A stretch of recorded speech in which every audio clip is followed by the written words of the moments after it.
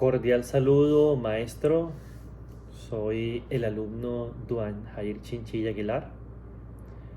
Por medio de la presente, eh, hago mi sustentación para abordar los temas interesantes que nos plantean los elementos de competencia, que desde luego el primero de ellos es el abordaje del problema.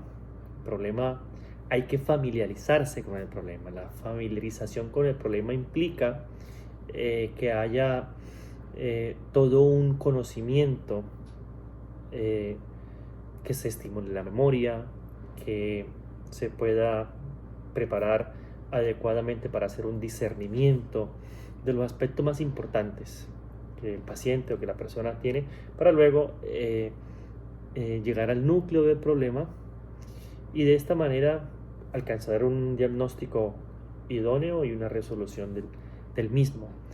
Es importante que en la familiarización del problema perdón, se haga, se tengan unos conocimientos previos, como lo expresa Poila, que en 1965 es importante entender que esa era una de las estrategias que nos presenta para evocar saberes previos por una circunstancia que haya vivido también la persona, y de esa manera alcanzar muy similarmente lo que haya pasado, lo que enfrentó en el pasado. Eso le puede ayudar ahora, si fue muy similar la situación, pues presentar, ayudarle a la problemática. Entonces, eso es lo primero. Lo primero es familiarización.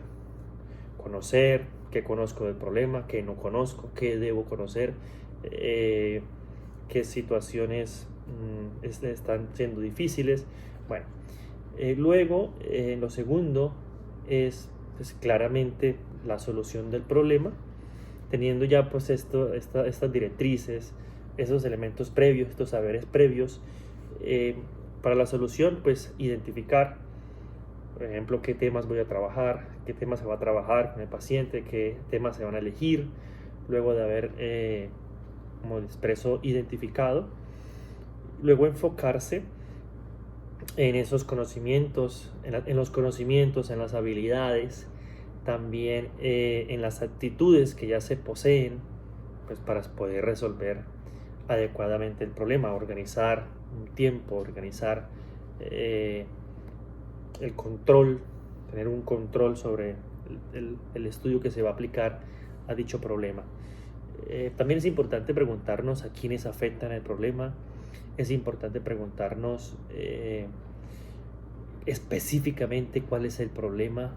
Es importante preguntarnos cuándo empezó, cuándo inició, cómo ocurrió dicho problema. Todo esto hace parte de la familiarización, que desde luego dan los elementos importantes para la resolución del problema. Pues luego de haberse identificado, de haberse definido, pues se planea esa resolución y se puede iniciar entonces el proceso del diagnóstico, proceso diagnóstico que permite las posibles soluciones para resolver la problemática. Recordar que diagnóstico, el diccionario de la Real Academia Española lo define como ese recoger o recopilación y análisis de datos para evaluar problemas de diversa naturaleza. En cuanto eso como concepto del diccionario de la Real Academia Española, pero en cuanto a nuestro punto psicológico, lo que nos compete, el diagnóstico se define como ese proceso, un proceso de identificación y de determinación de la naturaleza de una enfermedad, un trastorno, por sus signos y síntomas. Entonces, el abordaje del diagnóstico es conocer el problema para luego intervenir.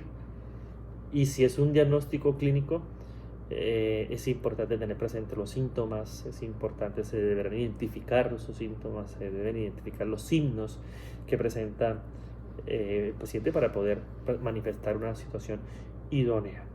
Ordenar, agrupar esos síntomas es fundamental para poder manifestar una hipótesis diagnóstica adecuada, clara, que nos regale la solución a ese diagnóstico, a ese problema, perdón. Espero, maestro, me haya hecho comprender. Muchísimas gracias.